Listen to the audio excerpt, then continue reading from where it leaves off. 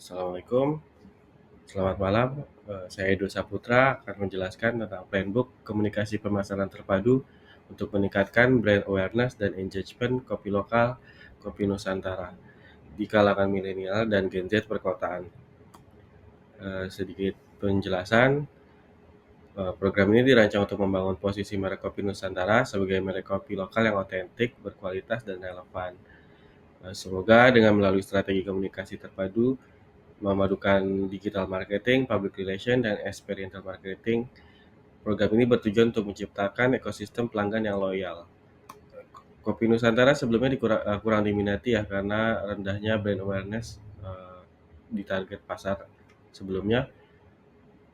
Permasalahannya adalah minimnya engagement di media sosial, Instagram, dan TikTok, sehingga target pasar nggak sampai ke masyarakat. Tujuan komunikasi ini adalah meningkatkan brand awareness sebesar 30% di kalangan milenial Jakarta dalam waktu 6 bulan, menambah 10.000 pengikut Instagram, meningkatkan engagement rate hingga 5%. Ruang lingkupnya mungkin nanti kita akan buat di media sosial Instagram dan TikTok. Sasarannya adalah mahasiswa dan pekerja milenial dan Gen Z. Perencanaan strategisnya nanti pada Strange, di kekuatannya biji kopi ini biji kopi lokal asli, rasanya unik, otentik, dengan banyak cerita budaya yang kuat kayak dari kopi Toraja, kopi Gayo Aceh, itu semuanya akan masuk ke dalam brand kita. Kelemahannya di sini distribusinya terbatas karena tergantung musim juga ya. Jika musim panas atau musim hujan juga berpengaruh pada produksi distribusi kopinya. Untuk peluangnya, tren ngopi anak muda, dukungan terhadap produk lokal, street ancaman, kopi ini akan bersaing dengan kopi-kopi merek internasional lainnya. Target audiensnya nanti kita akan membawa target mahasiswa dan yang profesional usia 18 sampai 28 tahun di kota besar, aktif di Instagram dan TikTok, menyukai konten visual dan pengalaman unik. Pesan utama dalam Kopi Nusantara ini adalah Kopi Nusantara, cita rasa asli Indonesia untuk generasi modern. Untuk strategi medianya nanti, untuk pemilihan saluran komunikasi yang paling efektif untuk menjangkau target audiens, kita gunakan Instagram dan TikTok. Untuk yang kegiatan online atau event, kita buka store di kawasan yang strategis.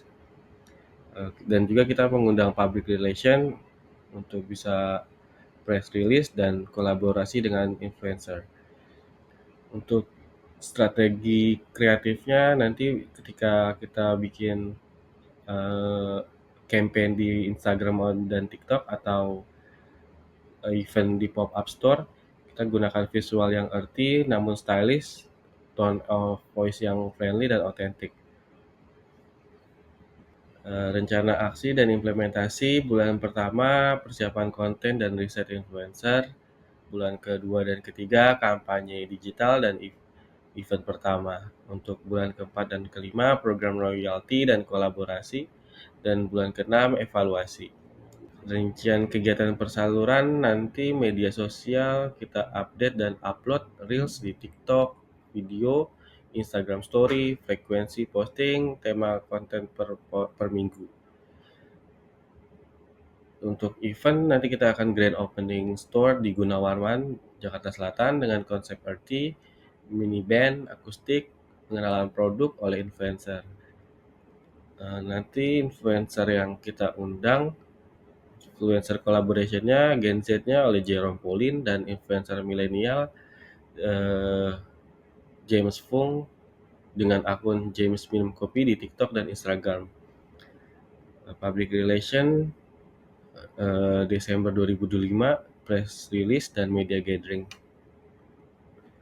Untuk anggaran budgeting kegiatan ini kita butuh anggaran 148 juta rupiah dengan produksi konten 20 juta, free influencer dan hiburan lainnya 100 juta, sewa tempat dan konsumsi 18 juta, biaya iklan berbayar 10 juta.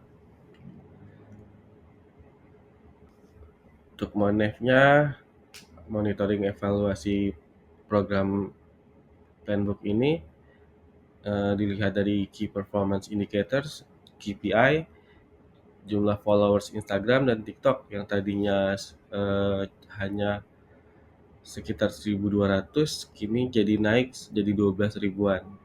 Dan tingkat engagement sebelum event itu 8,6% dan sesudah event menjadi 91,4%. Ini mendapat kenaikan yang signifikan yang kami harapkan dari adanya brand awareness kegiatan tersebut.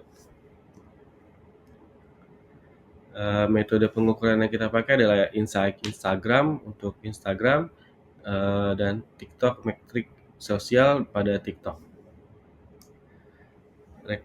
Kesimpulan dan rekomendasi dari acara tersebut adalah dengan adanya program ini dapat menarik